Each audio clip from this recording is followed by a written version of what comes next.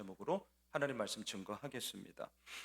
제자반을 하고 있는데 참 감사한 시간이에요. 지난주 우리 제자반 식구들도 이곳에 있지만 나누었던 주제가 회개의 기쁨이었습니다. 자, 여러분, 회개의 기쁨. 우리에게는 회개가 기쁨이 되고 계세요?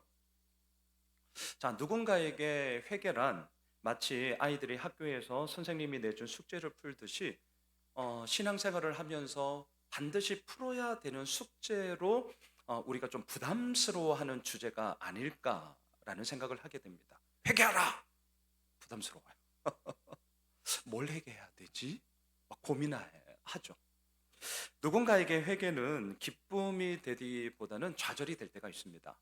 자, 이런 거죠. 야, 회개하면 뭐하냐? 또 죄 지을 텐데. 회개하면 뭐하냐? 도루묵 될 걸. 이런 거. 그러니까 회개해봤자 아무 소용이 없다라는 그러한 우리들의 연약함으로 인하여서 회개는 기쁨이기보다는 회개는 좌절이고 회개는 해도 아무 소용이 없는 회개의 무용론으로 우리가 빠질 때가 있단 말입니다. 제자반에서 나눴던 질문 가운데 이런 게 있었어요. 죄를 짓고도 회개하지 않고 그냥 지나친 적이 있을 텐데 왜 그랬어요? 여러분, 왜 그랬어요? 우리 회개해야 되는데 그냥 얼렁뚱땅 넘어갈 때가 있습니다. 왜 그러시는 거예요? 자, 저의 대답을 한번 들어보시겠어요? 저는 이렇게 대답했어요. 나만 그런가? 남들도 다 그런데 뭘. 아니, 주변에 있던 뭐 김 목사, 이 목사, 반 목사는 나보다 더 하던데. 네. 이 마음 때문에 죄인 줄 알아요. 그럼에도 불구하고 그 죄에 대해서 내가 회개함으로 주님 앞에 서는 것이 아니라 아니 뭐 남들도 다 그러던데 뭘, 야, 옆에 있는 이 목사 쟤는 나보다 더해, 이런 마음으로 그냥 얼렁뚱땅 넘어가더라는 말이죠. 겉으로는 나이스하게 보이려고 애를 써요. 하지만 저 속을 보면 엄청나게 저 여러분들 욕할 때가 많습니다. 때로는 사람을 만날 때 어떤 선입견을 안 가지려고 애를 쓰는데 어떨 때는요 선입견을 가지고 사실 저 만날 때도 있습니다. 그러니까 되게 어려워요, 만남에. 고민과 갈등의 상황에 부딪혔을 때 나를 방어하고 나를 합리화하기 위해서 그래도 나는 너보다 나아 라는 요 마음을 딱 갖고 그 상황과 문제를 해결하고자 하는 나의 합리화를 세우고자 하는 그럴 때 저 많습니다. 하나님이 보시기에 결코 합당한 게 아니에요. 저 알아요. 그런데도 저의 이 악한 마음이 얼마나 강한지 나의 죄악을 끝까지 합리화할 때가 있습니다. 그러면서 스스로에게 말하는 거죠. 나만 그런가? 남들도 다 그래. 아니, 남들은 나보다 더해. 예. 이 마음 때문에 하나님 앞에 온전하게 서지 못하는 나의 연약함을 저는 참 많이 보게 됩니다. 여러분, 이렇게 하는 것 잠깐의 위안은 될 수 있습니다. 이렇게 하는 것 나에게 위로가 되고 나의 합리화가 되어서 그래도 뭔가 그냥 얼렁뚱땅 넘어가는 듯하게 보입니다. 그런데 제가 너무 어리석게도 이러한 얼렁뚱땅 넘어감이 괜찮은 걸로 착각을 했는데 그게 아니라는 사실을 참 뒤늦게 알았습니다. 실상은요, 그 얼렁뚱땅 넘어감이 아니라 그 안에 치명적인 독이 있어요. 독. 자, 그 치명적인 독이 뭔 줄 아세요? 이겁니다. 나의 인생 가운데 하나님 앞에 진실되게 무릎 꿇는 시간이 점점 없어져요. 나의 필요는 말하지 않아도 간구하죠. 이것 주세요, 저것 주세요, 뭐 주세요. 그건 말하지 않아도 다 기도해요. 근데 하나님과의 관계에서 이렇게 돌아볼 때 하나님, 내가 하나님의 사람으로 온전하게 살아가고 있나요? 라는 나의 진실된 마음의 이야기가 하나님 앞에 서 있을 때 이런 시간이 사라져요. 그리고 또 어떤 줄 아십니까? 하나님이 보시기에 합당한 것인가? 하나님이 보시기에 옳은 것인가? 소위 하나님의 시선이 사라지고요. 그 자리에 뭐가 있냐면 다른 사람은 어떻게 볼까? 다른 사람은 어떻게 생각할까? 내가 이렇게 드라이브 해나가면 성도님들은 어떻게 반응할까? 이게 먼저 앞장서게 됩니다. 저 정말 이거 피나는 싸움 해요. 하나님 앞에 이것이 어떠한 것인가, 하나님이 보시기에 옳은 것인가, 이것부터 우리가 답을 딱 정해야 그 다음 2차적으로 성도님들 이러이러한데 어떠십니까? 이렇게 나가야 되죠. 근데 이게 자꾸 거꾸로 간단 말이죠. 성도님들이 오케이 해도 하나님이 오케이 하지 않을 수 있잖아요. 자, 이런 힘들고 이런 마음의 어려움들이 참 많아집니다. 왜 그러냐? 하나님의 시선이 아닌 다른 시선이 나의 삶의 중심이 될 때 이러한 부작용들이 일어나게 되는 것이죠. 여러분, 오늘 본문 17절로 가보십시오. 오늘 본문 17절 함께 읽읍시다. 대제사장과 그와 함께 있는 사람, 즉 사두개인의 당파가 다 마음에 시기가 가득하여 일어나서, 자, 이들은 다 가진 자입니다. 기득권자입니다. 많은 것을 누리고 있는 자들입니다. 우리가 볼 때는 뭐 저렇게 가지고 이미 누리고 있는데 시기할 게 도대체 뭐야? 의아합니다. 그런데 이들은 시기심으로 가득 찼습니다. 이유가 뭡니까? 하나님의 시선이 사라져버리고 사람의 시선이 이들의 삶 가운데 중심이 되어져 버렸기 때문이죠. 하나님은 지난주 사도들의 손을 통하여 병든 자를 고치셨습니다. 귀신받아 괴로움을 당한 자들을 다 낫게 해주셨습니다. 그러다 보니 사람들의 시선이 누구를 향합니까? 사도들에게. 사람들의 마음이 누구에게 쏠립니까? 사도들에게. 대제사장과 사두개인들에게 더 이상 사람들의 시선이 쏠리질 않습니다. 그러다 보니 사람들의 시선이 그들의 삶의 중심이었던 대제사장과 사두개인들의 마음속에는 그렇게 많이 가지고 있고 그렇게 이미 누리고 있음에도 불구하고 마음에 시기심이 불타올랐다라는 것이죠. 여러분, 우리가 잘 알고 있습니다. 블레셋과의 전쟁에서 승리하고 돌아오는 사울과 다윗을 향해 백성들은 이렇게 외쳤습니다. 사울은 천천히요, 다윗은 만만히로다. 왜? 블레셋과의 전쟁에서 골리앗을 쓰러뜨리는 혁혁한 공을 다윗이 세웠기 때문에 그렇게 백성들은 칭송했던 거죠. 자, 질문. 우리 같으면 이런 상황에서 사울 왕이 뭐 어떻게 했다는 거 다 아시잖아요. 시기심에 불타올랐잖아요. 우리 같으면 어떻게 하셨겠어요? 자, 우리가 사울 왕이에요. 왕이에요, 왕. 우리 같으면 어떻게 하시겠습니까? 저는 생각했습니다. 답이 너무 쉬웠어요. 내가 왕이에요, 왕. 다윗은 나의 명령에 따라서 이리저리 움직이는 부하일 뿐입니다. 그렇다면 이렇게 혁혁한 공을 세웠을 때는 오히려 더 칭찬해 줘야죠. 오히려 더 띄워줘야죠. 이유가 있어요. 그게 사람을 얻는 방법이기 때문입니다. 그리고 그렇게 탁월한 인재들을 얻어야 이 나라가 소위 부국강성으로 가는 것 아니겠어요? 그런데 사울 왕은 어떻게 합니까? 시기심이 불타올랐습니다. 사울은 왕이에요. 왕이라고요. 하지만 그 순간 겉으로만 왕이었지 그의 실상은 전혀 왕이 아니었던 것이죠. 심지어 자신의 딸 미갈과 결혼시켰습니다. 사위로 삼았습니다. 그럼에도 불구하고 끝까지 그의 인생 가운데는 사위 다윗을 향한 시기심에 그의 모든 삶이 무너져 버렸다는 것을 우리가 알고 있습니다. 여러분, 시기심의 특징이 있습니다. 나랑 상관없는 사람들하고는 절대 이루어지지 않습니다. 걱정하지 마세요. 시기심의 특징이 있습니다. 나와 상관 있는 사람들 사이에서 벌어지는 부작용입니다. 그렇기 때문에 참 어렵습니다. 퀴즈. 양순홍 목사에게 시기심은 언제 나타날까요? 그걸 왜 나한테 묻냐? 네가 알지? 이런 거죠. 자, 저에게 시기심은 언제 일어날까요? 저 멀리 있는 사랑의 교회, 온누리 교회, 여의도 순복음 교회 목사님들 얼마나 훌륭하세요? 얼마나 능력이 있어요? 그런데 그렇게 그 목사님들이 막 능력 있고 너무나 대단하기 때문에 내가 꼴보기 싫어가지고 밤잠 설쳐가면서 저 인간들 이러지 않아요. 이유는 간단합니다. 그분들이 나를 몰라요. 저랑 상관이 없기 때문에 그렇습니다. 자, 그렇다면 저에게 시기심은 언제 일어날까요? 간단합니다. 이전에 부목사로 함께 사역했던 동료들 때문에, 우리 구호학번 신학 동기들 때문에, 그리고 이 호메실 지역에 교회 얼마나 많습니까? 근데 아니 예수 호메실 교회가 잘 돼야 되는데 모모 교회가 잘 된대. 막 배알이 이제 꼴리면서 그런 거예요. 여러분, 그런 거예요. 끊임이 없어요. 이 싸움은 끊임이 없습니다. 와, 저 친구는 설교도 못하는데 발음도 시원찮은데 못생겼는데 도대체 설교하는데 무슨 말을 하는 거지? 뭔 말인지 모르겠는데 교회가 잘 돼, 목회가 잘 돼. 그런 겁니다. 나와 상관 있는 사람들과의 관계에서 일어나는 것이 시기와 질투이기 때문에 정말 힘든 것이죠. 이걸 어떻게 해야 되느냐고요? 끊임없이 싸워야죠. 끊임없이 싸우는 것입니다. 대제사장과 사두개인들 시기심이 불타올랐습니다. 이들에게는 힘과 권력이 있었습니다. 그러다 보니까 그 시기심을 밟아버릴 수 있는 거예요. 사도행전 4장에서는 베드로와 요한 두 사람만을 감옥에 가두었습니다. 그런데 오늘 본문에서는 나머지 사도들도 다 깡그리 다 잡아서 감옥에 가둡니다. 그런데 놀라운 일이 벌어져요. 그날 밤이었어요. 그날 밤. 여러분 19절을 보십시오. 19절 함께 읽읍시다. 주의 사자가 밤에 옥문을 열고 끌어내어 이르되, 언제나 역사는 밤에 이루어져요. 밤에. 대제사장 사두개인들의 이 불타오르는 시기심은 사도들을 감옥에 가두는 거였습니다.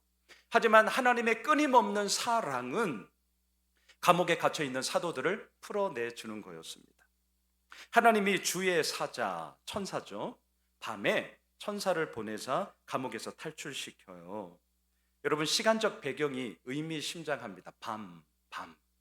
자, 한번 밤을 생각해 보세요. 대제사장과 사두개인들에게 이 밤은 어떤 밤이었을까요? 한번 생각해 보세요. 어떤 밤이었을까요? 사도들을 감옥에는 가두었지만 그 다음에 어떻게 처리할 것인가, 이것에 대해서 고민하고 염려함으로 오히려 밤잠 못 자는 밤이었을 겁니다. 대제사장과 사두개인들, 이들에게 이 밤은 뭔가는 해야겠고, 하지만 분명하게 보이지 않아서 더 막연하고 더 두려운 앞이 캄캄한 밤이었을 것입니다. 아이러니하게도 이들의 몸은 감옥 밖에 있어요. 하지만 이렇게 들여다보니까 이들의 실상은 마치 감옥 안에 갇혀있는 자와 똑같은 거예요. 그런데 반대로 정작 감옥 안에 갇혀있는 사도들에게 이 밤은 어떤 밤이 되었습니까? 주의 사자 천사가 그들에게 나타나서 깜깜한 흑암 가운데서 밝게 빛나는 한 줄기 빛이, 하나님이 어떻게 그들의 인생을 인도하시는가를 다시 한번 경험하게 되어지는 역사의 밤이 되지 않았겠습니까? 이게 하나님의 역설이요, 이게 하나님의 일하심이죠. 23절을 보십시오. 같이 읽읍시다. 이르되 우리가 보니 옥은 든든하게 잠기고 지키는 사람들이 문에 서 있으되 문을 열고 본즉 그 안에는 한 사람도 없더이다 하니, 사도들이 갇혀있던 감옥은 설렁설렁한 감옥이 아니었어요. 아주 옥문이 든든하게 잠겨 있었고요. 그리고 그 문을 지키는 교도관들이 여러 명이었습니다. 엄청나게 치밀하게 그렇게 가두는 곳이었어요. 그런데 이런 상황에서 하나님이 어떻게 하시느냐? 앞서 우리가 보았던 19절에 주의 천사 단수입니다. 단수. 주의 사자가 천사 단수예요. 그런데 또 반면에 감옥을 지키는 자들은 복수예요. 자, 성경을 읽으실 때 명사가 나오면 이게 단수냐 복수냐 이런 것도 꼭 보세요. 무엇을 지금 우리들에게 말해주고 있습니까? 사람들은 복수, 여러 사람들을 통하여서 내가 이루고자 하는, 내가 지키고자 하는 그 목적에 대해서 이루고 지키고자 온갖 열심을 다했다는 거예요. 그래서 여러 명의 교도관들을 든든하게 감옥을 지키는 사람으로 배치시켰다는 거죠. 근데 하나님은 어떻게 하십니까? 단수, 천사, 단수, 천사를 보내사 그 든든하게 지키고 있던 옥문을 열어 사도들을 탈출하게 했습니다. 여러분, 자막을 보십시오. 시편 127편 1절, 우리가 잘 알고 있는 구절이죠. 같이 고백합시다. 여호와께서 집을 세우지 아니하시면 세우는 자의 수고가 헛되며 여호와께서 성을 지키지 아니하시면 파수꾼의 깨어 있음이 헛되도다. 그렇습니다. 오늘 본문이 바로 이것을 얘기하는 것이죠. 파수꾼의 깨어 있음, 교도관들이 철저하게 지키고 있었음에도 불구하고 하나님이 함께 하지 않기에 이들의 그 모든 수고와 그 모든 깨어 있음은 허사가 될 뿐이었습니다. 자, 천사는 사도들을 밖으로 끌고 나갔습니다. 그리고 이 긴박한 순간에 이렇게 명령을 합니다. 20절을 보십시오. 함께 읽읍시다. 가서 성전에 서서 이 생명의 말씀을 다 백성에게 말하. 저를 보세요. 우리 같으면 이 상황에서 뭐라고 명령하겠습니까? 자, 감옥에서 탈출시켰어요. 그리고 나서 아주 긴박하게 지금 돌아가고 있잖아요. 이거 오래 가지 않아서 이제 발각이 될 거예요. 우리 같으면 뭐라고 명령하겠습니까? 빨리 도망가. 더 멀리 도망가. 지금은 상황이 아니야. 때가 있어. 지금은 피해야 될 때이지 여기 있을 때가 아니다. 나중을 도모해도 할 수 있으니까 지금은 빨리 피하고 멀리 도망가서 잘 숨어 있어. 그리고 상황이 나아지면 우리 그때 다시 한번 힘을 모아서 우리 정말 힘찬 일을 한번 해보자. 이렇게 대답하실 거잖아요. 네. 그런데 오늘 이 본문을 보세요. 하나님은 이 천사를 통해서 그렇게 명령하지 않으세요. 뭐라고 명령하느냐? 성전에 가서 생명의 말씀을 전해. 성전은 어떤 곳입니까? 이들을 시기하여서 감옥에 가두었던 대제사장 사두개인들의 힘과 권력의 본거지예요. 이 상태로 성전에 들어가면 누구나 다 뻔히 예측할 수 있습니다. 다시금 잡힙니다. 다시금 잡힌다고요. 근데 하나님은 왜 그 성전에 들어가라고 하시는 걸까? 20절에 보면 이유가 너무나 분명해요. 생명의 말씀을 전해라. 여러분, 성전이 성전될 수 있는 것은 생명의 말씀이 있기 때문입니다. 예수 호메실 교회가 교회가 될 수 있는 것은 다른 기타의 많은 사역들도 좋지만 가장 본질적인 것은 생명의 말씀이 이곳에 있기 때문인 것입니다. 아무리 그럴싸한 빌딩, 아무리 그럴싸한 건물이 있다 할지라도 그 안에 생명의 말씀이 없다면 너무나 죄송하지만 그것은 교회가 될 수 없는 것이죠. 그것은 성전이 될 수 없는 것이죠. 하나님은 지금 사도들에게 말씀합니다. 성전에 가! 그리고 그곳에 서서 생명의 말씀을 전해! 왜요? 그 성전에는 생명의 말씀이 사라져 버렸기 때문입니다. 왜 성전에 생명의 말씀이 사라졌습니까? 대제사장 사두개인들에게 성전은 더 이상 생명의 말씀을 전하는 것이 아니라 자신들의 힘과 권력을 유지하는 수단으로 그저 성전을 이용해 먹고 있었기 때문인 것이죠. 크고 높은 성전 건물의 웅장함이 사람들을 압도했을지언정 생명의 말씀이 사람들을 압도하지 못했습니다. 그래서 하나님은 명령하고 있습니다. 성전이 성전될 수 있는 것은, 교회가 교회될 수 있는 것은 생명의 말씀이 있어야 하는 거다. 가서 생명의 말씀을 전해. 여러분, 사도들은 성전에 갔습니다. 그리고 섰어요. 자, 원어 성경을 보니까 서다라는 이 단어가 이런 뜻입니다. 확신을 가지고 굳게 서다. 피하지 않고 정면 대결하다. 이게 오늘 본문에 나오는 서 있다는 의미입니다. 사도들은 담대했습니다. 당당했어요. 피하지 않았습니다. 정면 대결했습니다. 이유가 뭐냐고요? 생명의 말씀이 사도들에게 있었기 때문이죠. 21절로 가보십시오.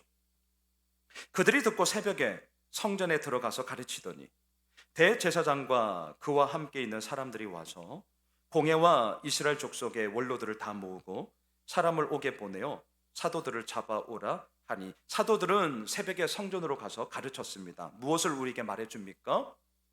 감옥에서 탈출하고 나서 한눈 팔지 않았구나. 곧장 성전으로 갔구나. 성전에 가면 뻔히 다시금 잡힐 것을 알면서도 이들은 머뭇거리지 않았구나. 쭈뼛거리지 않았구나.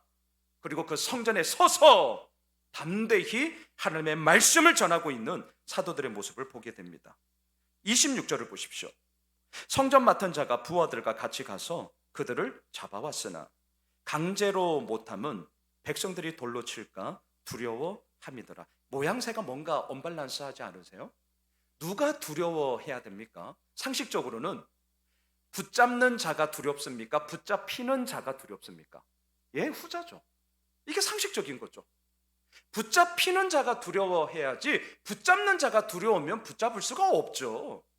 아니, 범인을 잡는데 경찰이 당당하게 담대하게 잡아야죠. 근데 범인이 더 당당해. 이런 이건 언밸런스한 거잖아요. 이러면 안 되는 거잖아요. 그런데 오늘 26절이 그러고 있어요. 누가 두려워하느냐? 붙잡으러 간 사람들이 두려워하고 있습니다. 돌로 맞을까 봐. 이유가 있습니다. 붙잡혔던 사도들에게 아무 혐의가 없었기 때문입니다.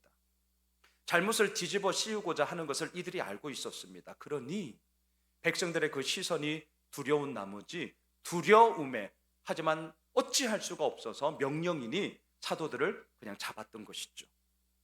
사도들은 사내들인 공회 앞으로 끌려갔습니다. 자, 그리고 오늘 설교의 이제 핵심인데요. 대제사장이 이렇게 묻습니다. 여러분, 28절을 함께 읽겠습니다. 오늘 본문 28절 같이 읽읍시다. 이르되 우리가 이 이름으로 사람을 가르치지 말라고 엄금하였으되 너희가 너희 가르침을 예루살렘에 가득하게 하니 이 사람의 피를 우리에게로 돌리고자 함이로다. 오늘 설교의 제목이 바로 이 구절에 있습니다. 이 이름, 이 사람. 여러분, 이 구절을 한번 찬찬히 다시 한번 들여다봐 주십시오. 어떤 느낌이 드십니까? 저는 이 구절을 이렇게 묵상을 하면서 화가 났어요. 왜 화가 났냐면 지금 대제사장이 하고 있는 이 말을 잘 들여다보세요. 예수님의 옛자도 꺼내지 않습니다. 그렇죠? 그냥 이 사람, 이 이름, 예수님의 옛자도 꺼내지 않아요. 이유가 무엇일까요? 나는 예수를 절대로 인정할 수 없다는 거예요. 내 입에 그 사람의 이름을 올림으로 말미암아 그 사람의 마치 뭔가 있는 듯한, 뭔가 가치가 있는 듯한 그러한 여지를 내가 절대 주지 않겠다는 겁니다. 나에게 아무 의미 없다는 겁니다.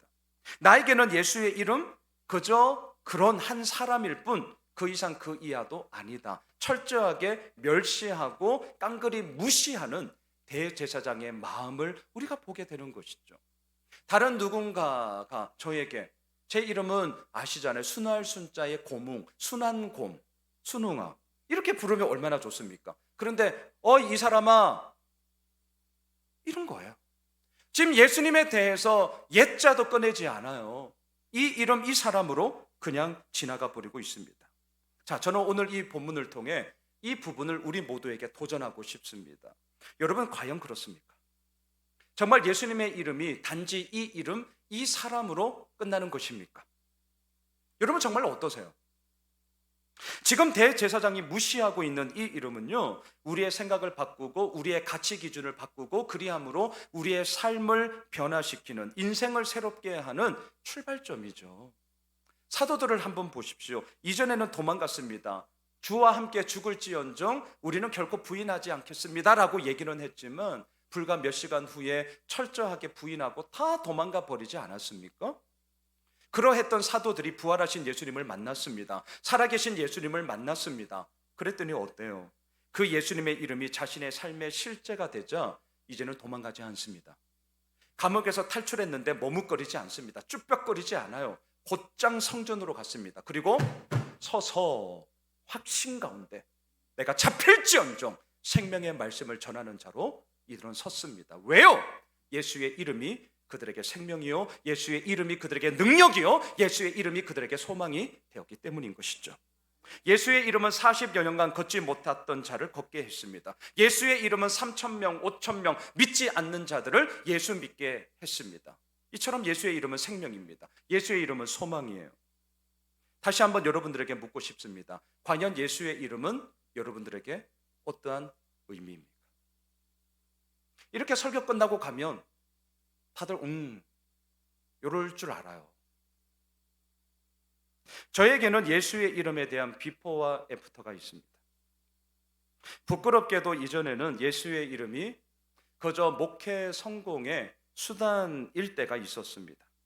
예수 이름의 능력을 선포했습니다. 예수 이름의 소망을 선포했습니다. 예수 이름의 치유와 회복을 선포했습니다. 다 맞는 말이었습니다. 하지만 저에게는 틀린 말이 될 때가 있었습니다. 왜냐하면 능력과 소망, 치유와 회복이 예수의 이름에 있지만 정작 그 이름을 선포하고 있는 나의 마음에는 예수의 이름은 있다 치고, 예수의 이름은 했다 치고, 이제 그거 좀 지겨운데 그거 말고 예수의 이름은 있다 치고, 그래서 뭔 줄 아시죠? 제 마음도 딱 그래 했습니다. 능력과 소망, 치유와 회복이 예수의 이름에도 있음에도 불구하고 저는 어느샌가 간과해 버리기 시작했습니다. 오히려 예수의 이름은 있다 치고 했다 치고 오히려 능력, 소망, 치유, 회복에만 훨씬 더 내 마음에 무게중심이 쏠리기 시작했습니다. 마음의 시선이 그쪽으로 갔습니다. 이유가 뭘까요? 능력과 소망, 치유와 회복이 있어야 내 목회가 잘 되니까. 저의 이런 마음 말하지 않으면 남들은 모르죠. 절대 모르죠. 잘못된 말 하지 않았습니다. 엉뚱한 말 하지 않았습니다. 겉으로 보면 다 맞는 말을 했습니다. 하지만 하나님은 제 마음의 무게중심이 어디에 있는가, 내 마음의 초점이 어디에 있는가를 정확하게 아셨어요. 저에게 어떠한 일이 벌어졌느냐, 예수의 이름을 선포했지만 어느새부턴가 공허해지기 시작했습니다. 설교 그럴싸하게 잘했습니다. 하지만 딱 강단에서 내리고 와서 나의 사무실로 들어갔을 때 마음의 헛헛함이 확 오기 시작했습니다. 굳이 예를 든다면 스포트라이트를 받고 있는 화려한 무대에서 그렇게 사람들의 환호를 받다가 딱 무대를 내려가는 연예인들의 마음, 얼마나 헛헛해졌는지 모릅니다. 예수의 이름을 가르쳤습니다. 저 잘 가르쳤어요. 인정 많이 받았습니다. 하지만 어느새부턴가 예수의 이름은 단지 나의 머리의 언어가 되었을 뿐 나의 진액을 쏟아내는 몸의 언어가 절대 되지 않았습니다. 그래서 아주 나이스하게, 아주 젠틀하게 할 사역은 다 했어요. 하지만 제가 아는 것이죠, 더 이상 예수의 이름이 나의 몸의 언어가 되질 않았어요. 그러던 중 뭐 잘 아시죠? 제 목회에 있어 성공의 발판이 되어줄 거라 믿었고 든든한 스펙이 될 거라 생각했던 교회가 큰 어려움을 겪었습니다. 내가 생각했고 내가 계획했던 로드맵이 있었습니다. 내가 꽤 치밀해요. 제가 엄청 로드맵이 몇 년 차, 몇 년 차, 몇 년 차, 몇 년 차 엄청나게 치밀하게 계획했습니다.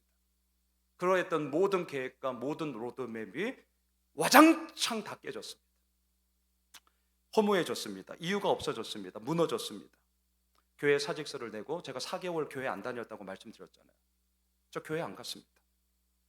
저에게 예수의 이름은 더 이상 능력이 되지 않았습니다. 저에게 예수의 이름은 더 이상 소망이 되지 않았습니다. 저에게 예수의 이름은 더 이상 치유와 회복이 되지 않았습니다. 저에게 예수의 이름은 그저 허울 좋은 껍데기였고 저에게 예수의 이름은 빛바랜 얼룩이자 그저 그런 명분이 되었을 뿐이었습니다.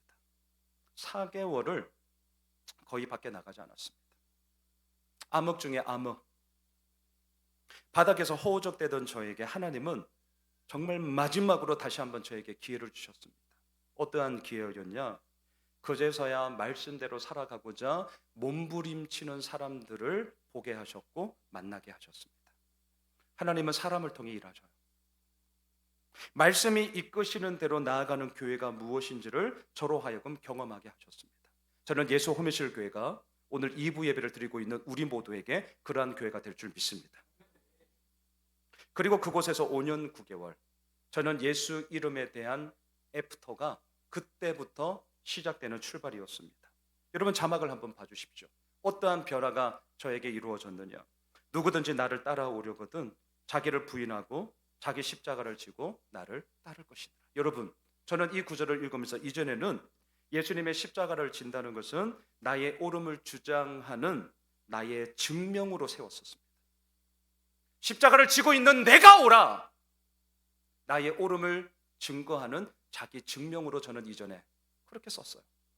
하지만 애프터, 정말 낮아지고 낮아지고 깨지고 그 가운데서 저는 그제서야 알게 되었습니다.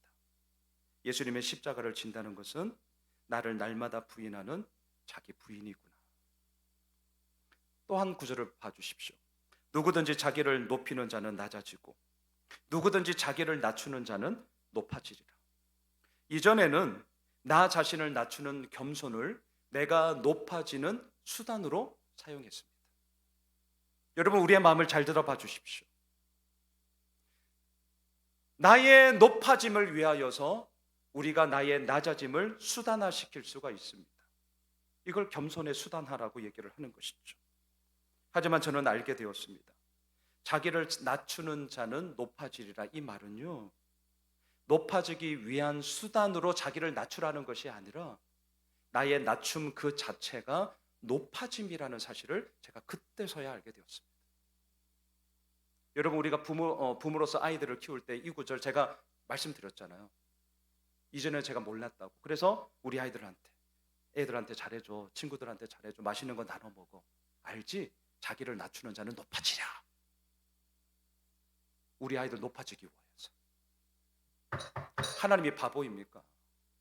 그 말씀을 하는 게 아니라는 것을 제가 너무 뒤늦게 알게 된 것입니다. 또 하나 더 보시죠. 죽도록 충성하라.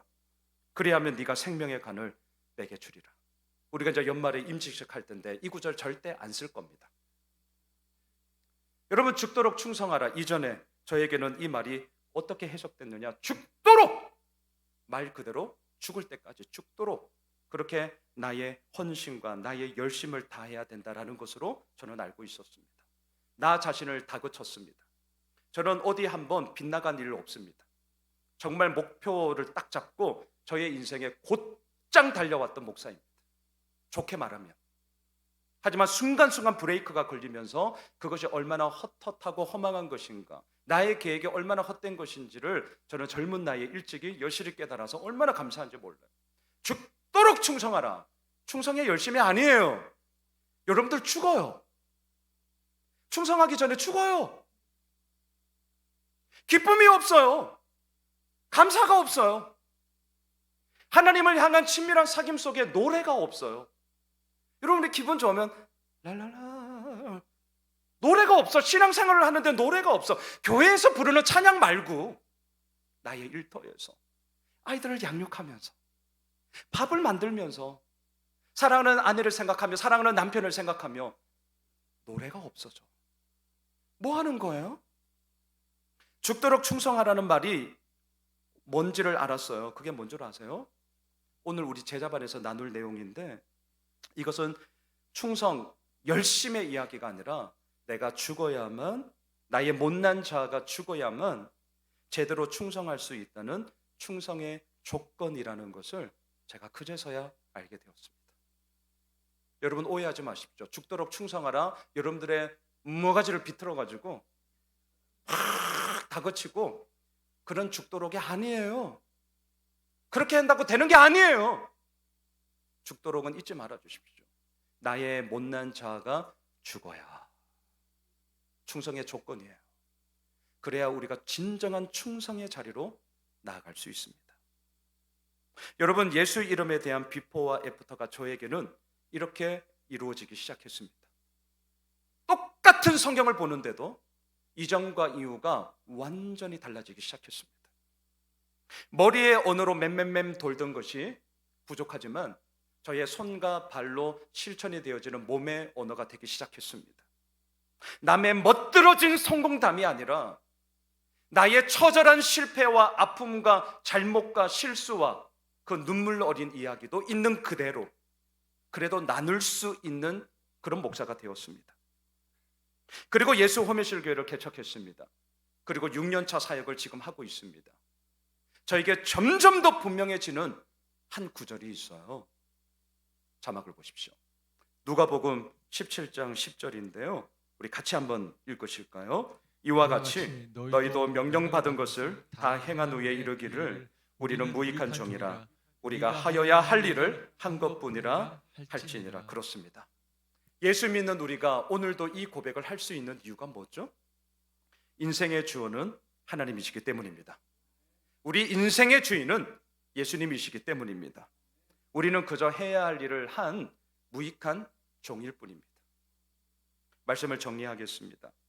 대제사장에게 예수님은 단지 이 사람, 이 이름, 그냥 이 정도였어요.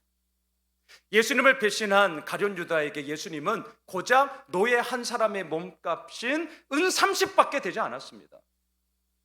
다시 한번 우리 모두에게 도전하고 싶습니다. 우리에게 예수의 이름은 어떠한 의미십니까? 과연 비포와 애프터가 과연 우리에게 어떠한 모습으로 나타나고 계십니까?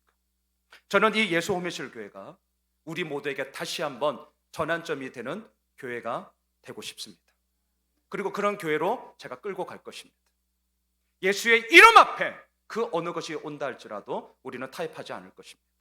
머뭇거릴 수 없습니다. 쭈뼛거릴 수 없어요. 서서 담대히 당당히 그 예수 이름이 우리의 능력인 것을 우리는 고백하고 선포하게 되는 것이죠. 여러분, 사도들의 고백처럼 우리 이런 고백할 수 있습니다. 마지막 32절을 같이 읽고 마무리합시다. 오늘 보면 32절 시작. 우리는 이 일의 증인이요 하나님이 자기에게 순종하는 사람들에게 주신 성령도 그러하니라 하더라. 그렇습니다. 우리는 이 일의 증인입니다. 이미 예수님께서는 행하셨고 이루셨어요. 지금도 이루시고 계시고 행하고 계세요. 그리고 그 예수님은 앞으로도 행하실 것입니다. 우리는 이 일의 증인이요. 오늘 이 말이 그저 남의 일로 치부해 버리지 마십시오. 우리라니까요. 우리에게 이 일이 있습니다. 이미 이루어지고 있다고요. 그리고 그것을 우리가 발견하면 되는 것입니다. 발견하기 어려우시다고요? 저와 같이 발견해 봅시다. 저와 같이 함께 가봅시다. 그리고 그 믿음의 여정 속에 하나님의 이름이 얼마나 위대하고 능력이 되는지, 그리고 우리는 이 일의 증인이라. 우리의 삶이, 우리의 교회가 이번 한 주간이 그러한 증인된 삶으로 담대히 나아가는 우리 모두가 되시길 주님의 이름으로 축원합니다. 우리 다 함께 일어나셔서